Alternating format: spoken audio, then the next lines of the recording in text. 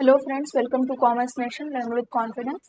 तो आज हम करने जा रहे हैं अपनी एक्सरसाइज, जिसको आप कह सकते हैं कि क्वेश्चन प्रैक्टिस करने जा रहे हैं, जो कि रिलेटेड है कंपनी लॉ से, जिसमें सेक्रेटेरियल प्रैक्टिसेस जो एक सेक्शन आता है उसके ज़्यादातर क्वेश्चंस इंक्लूडेड हैं।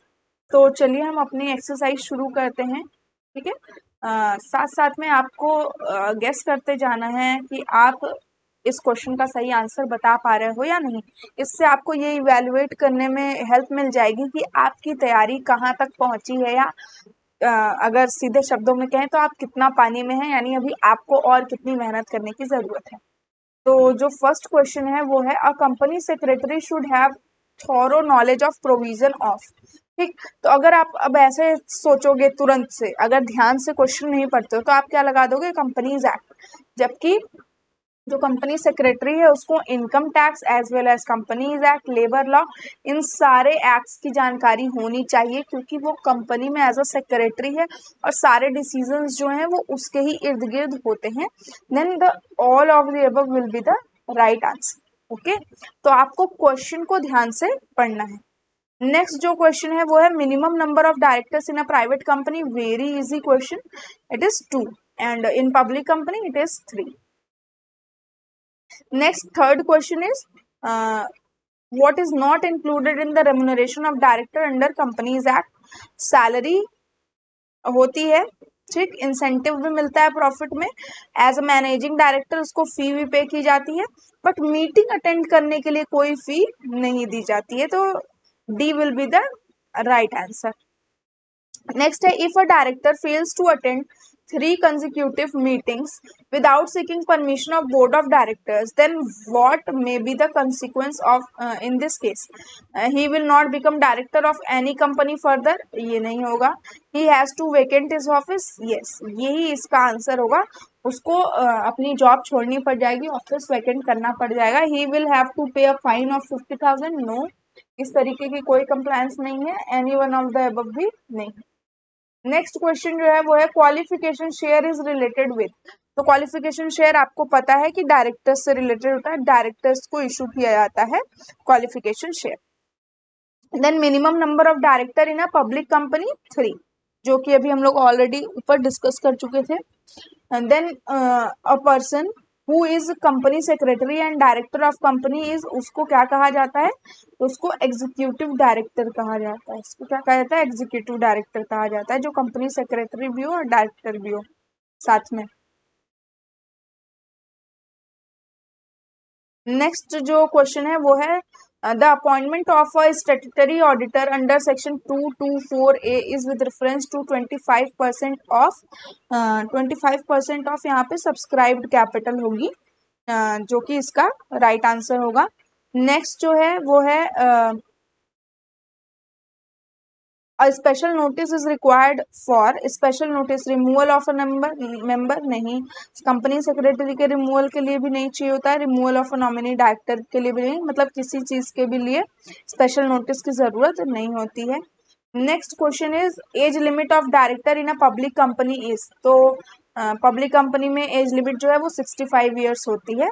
ये था हमारा 10th क्वेश्चन। इसके बाद चलते हैं 11th पे। As per the provision of as per the provision of Companies Act 1956, the form of proxy must be deposited with the company at least, आपको पता ही है कि 48 आवर्स पहले आपको देना होता है। नेक्स्ट है, in the listed company with 11 directors what is the quorum for the board meeting. तो आपको पता है 1/3 होता है।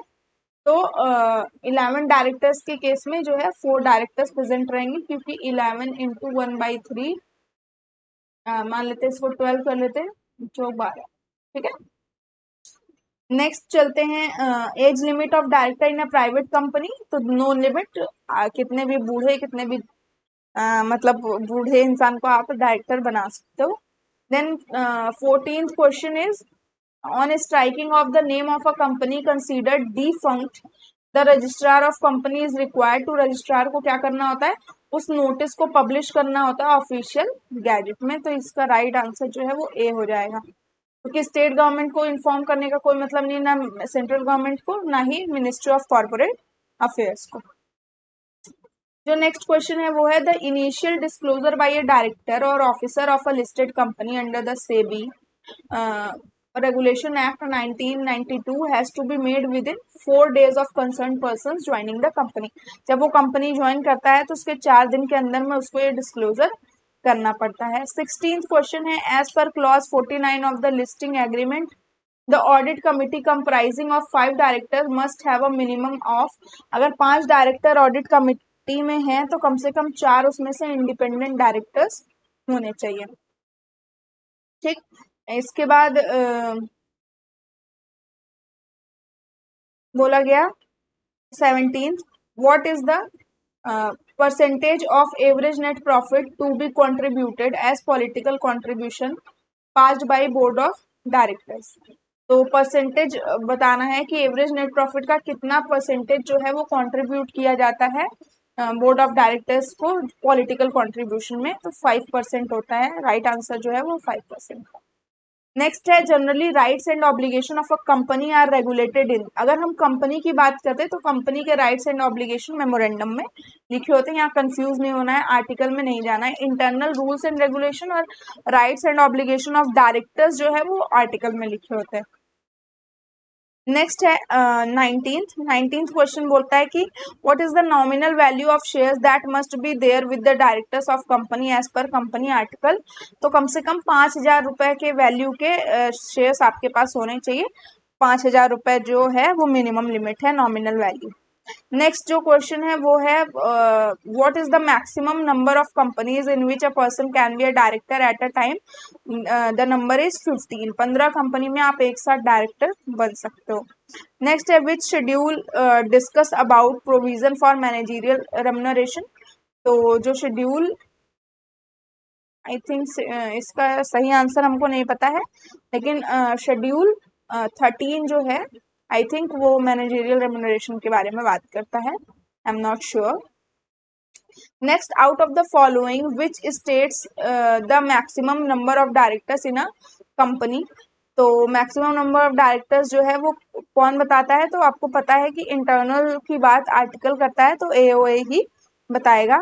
Next what is the maximum duration for holding the office by a director who is appointed against a casual vacancy. यानी उसकी permanent vacancy नहीं आई थी, कैजुअल वैकेंसी आई थी। अगर उसको एज अ डायरेक्टर वहां पे अपॉइंट किया गया तो मैक्सिमम कितने टाइम ड्यूरेशन के लिए रहेगा।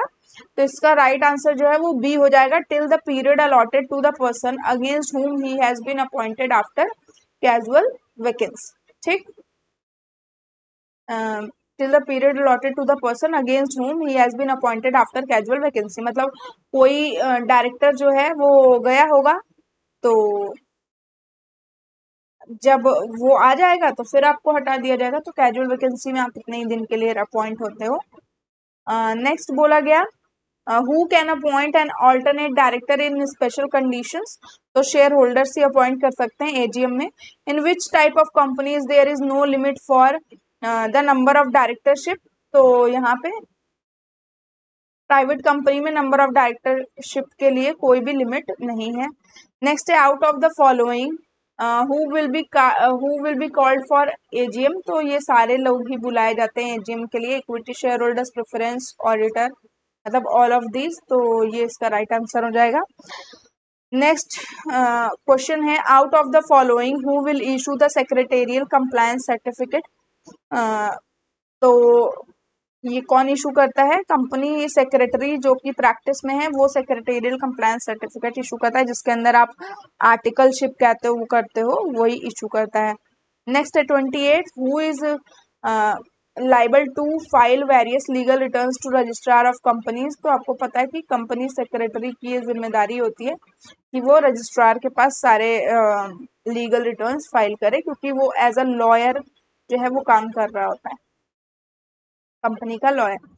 नेक्स्ट है 29 when a company issues share to its existing share holders less than the market price in proportion to their present holdings it is called right issue. जब मतलब नया आईपीओ निकालती हैं वो लोग, मतलब नया एफपीओ कह सकते हो, फॉलो ऑन पब्लिक ऑफर, तो वो लोग बाहर वालों को देने की जगह डायरेक्टर एग्जिस्टिंग शेयर होल्डर्स से पूछ लेती हैं कि क्या आपको शेयर्स चाहिए, फिर उनका जितना पहले से उन्होंने शेयर्स खरीद के रखे हैं उसी प्रोपोर्शन में उनको शेयर्स अलॉट कर दिए जाते हैं जो कि मार्केट प्राइस से कम रेट में होते हैं, that is called right issue.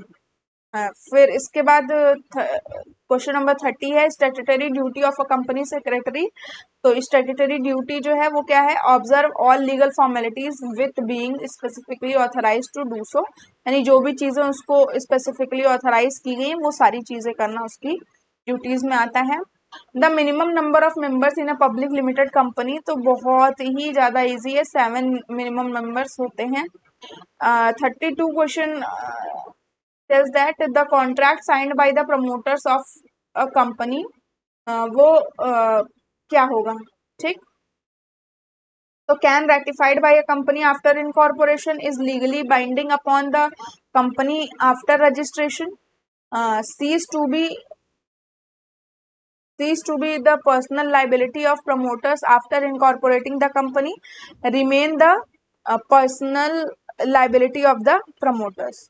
तो इसका आंसर जो है हो जाएगा डी, क्योंकि जो प्रमोटर ने साइन किया है कॉन्ट्रैक्ट वो जो है पर्सनल लाइबिलिटी रहती है प्रमोटर्स की, कि उन्होंने जो भी कह के साइन किया है वो उनको फुलफिल करना होगा। और जो 21 है उसका बी आंसर बिल्कुल सही है, मेरा आंसर सही था। नेक्स्ट 33 की बात करते हैं, question number 33, for how long the first director hold the office. तो till the directors are duly appointed under section 255, जब तक नए डायरेक्टर्स जो है वो एजीएम के थ्रू अपॉइंट नहीं होते हैं तब तक वो फर्स्ट डायरेक्टर्स जो है वो ऑफिस होल्ड करते हैं। क्वेश्चन 34 कह रहा है कि who will be called a small share holder in a company. तो जिसकी जो होल्डिंग है वो लेस देन 20,000 होगी उसको स्मॉल शेयर होल्डर कहा जाएगा, 50,000 नहीं होगी, 20,000 से कम, ठीक। नेक्स्ट है what is a shadow director, मतलब किसको हम शैडो डायरेक्टर कहेंगे, थोड़ा सा नया टर्म सुनने को मिला है आपको। तो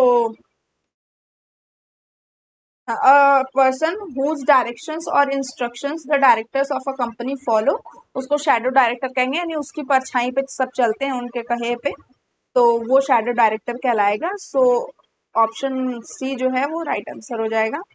नेक्स्ट है which acts gives the court power to disqualify someone from being a director if they have been guilty of fraudulent trading और have been participating in wrongful trading. तो ये वाला एक्ट जो है कंपनी डायरेक्टर्स डिस्क्वालिफिकेशन एक्ट 1986, ये जो है वो उनको डिस्क्वालीफाई करता है। नेक्स्ट जो क्वेश्चन है वो है question 37, where court action is taken against a director for breach of duty. किसी डायरेक्टर के अगेंस्ट जब लिया जाता है, any compensation awarded by the court is payable to, किसको पेबल होती है, कंपनी को, ठीक। नेक्स्ट है what is the statutory minimum age of a director. तो 18 जो है वो मिनिमम एज होती है डायरेक्टर की, एटलीस्ट वो मेजर होना चाहिए जिससे वो कॉन्ट्रैक्टिंग कैपेबिलिटी उसके पास हो, कॉन्ट्रैक्चुअल कैपेबिलिटी उसके पास हो। नेक्स्ट है where does the director of company elected, तो कहाँ पे इलेक्ट होता है, general meeting by ordinary resolution में। Next out of the following decision which must be approved by shareholders. तो कंपनी की कोई भी एसेट को बेचना, क्योंकि उस पर उनका अधिकार होता है, ये अप्रूव्ड होना चाहिए। शेयर्स पे कॉल मांगना, डिबेंचर्स इशू करना, ये आप पूछ भी सकते हो, नहीं भी पूछ सकते हो। नेक्स्ट जो क्वेश्चन है 41, a share holder who wishes to make a proposal that a director is dismissed must give the company special notice of their proposal prior to the meeting. How many days notice is required for special notice. तो 28 days जो है, 28 days पहले आपको वो notice देना होता है। Next है in order to be a company secretary of private limited company what qualification must you have. You need no qualification, ठीक। अगर आप गवर्नमेंट कंपनी के कंपनी सेक्रेटरी के लिए अप्लाई कर रहे हो तो आपको आईसीएसए का मेंबर होना चाहिए, लेकिन यहाँ पे कोई क्वालिफिकेशन की जरूरत नहीं, क्योंकि प्राइवेट कंपनी किसी को भी कंपनी सेक्रेटरी बना सकती है। नेक्स्ट जो 43 है वो कह रहा है कि which of the following statement is not correct. तो auditor can not be an officer और employ of a company or in a partnership with someone who is an officer or employee of the company। तो ये तो सही है। An auditor can not be removed before the expiry of his term of office, ये तो गलत है क्योंकि वो अपने टर्म ऑफ ऑफिस के पहले भी रिमूव किया जा सकता है अगर कुछ फ्रॉडुलेंट करते हुए उसको पाया जाता है। दूसरा भी देख लेते हैं, अभी इतनी जल्दी डिसीजन नहीं लेंगे। नेक्स्ट बोल रहा है कि an auditor has a duty to audit a companies accounts, ठीक, and to report to the shareholders on whether the accounts give a true and fair view of the financial position of company and have been properly prepared in accordance with the companies act 2006, बिल्कुल ठीक है। It is a criminal offense for anyone to knowingly or recklessly give an auditor misleading, false or deceptive information, ये भी सही है, यानी यही वाली जो इंफॉर्मेशन है वो गलत है, इसका मतलब ये आंसर सही। नेक्स्ट है directors responsibility are unlikely to include, तो रिस्पॉन्सिबिलिटी ये होती है कि a duty to propose high dividends to share holders, की शेयर होल्डर्स के लिए हाई डिविडेंड प्रपोज किया जाए, ठीक। नेक्स्ट है 45 क्वेश्चन नंबर कहता है कि डिस्क्वालिफिकेशन ऑफ डायरेक्टर्स में रिजल्ट फ्रॉम ब्रीचेस ऑफ, किस चीज का ब्रीच करने से डिस्क्वालिफिकेशन निकलती है डायरेक्टर्स की, तो कंपनीज एक्ट 2006 और इंसॉल्वेंसी एक्ट, यानी डायरेक्टर को इंसॉल्वेंट होता है 1986।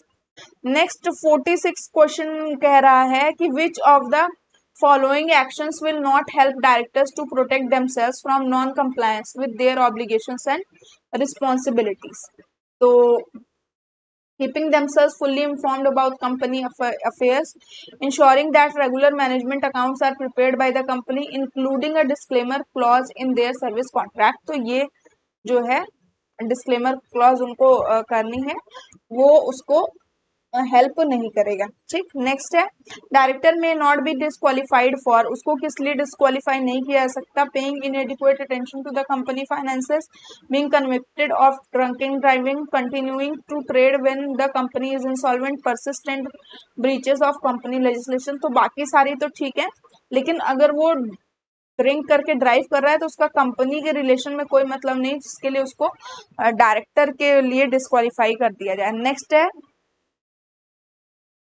क्वेश्चन 48, अ कंपनी में become insolvent if it, company जो है इंसॉल्वेंट बन जाती कब, can not pay the creditors in full after the realisation of its assets. Next जो क्वेश्चन है वो है question number 49, which of the following is not one of the underlying principles of corporate governance combined code of practice, तो integrity है, accountability है, openness है, acceptability नहीं है, तो ए जो है वो राइट आंसर हो जाएगा।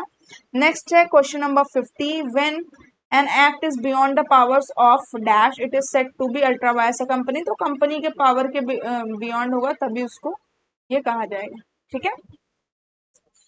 तो दैट्स ऑल, ये थे हमारे 50 क्वेश्चंस जो हमें प्रैक्टिस करने थे कंपनी लॉ से रिलेटेड। फिर मिलते हैं एक नए वीडियो में एक नया प्रैक्टिस सेशन लेके, तब तक के लिए good night, take care, thank you.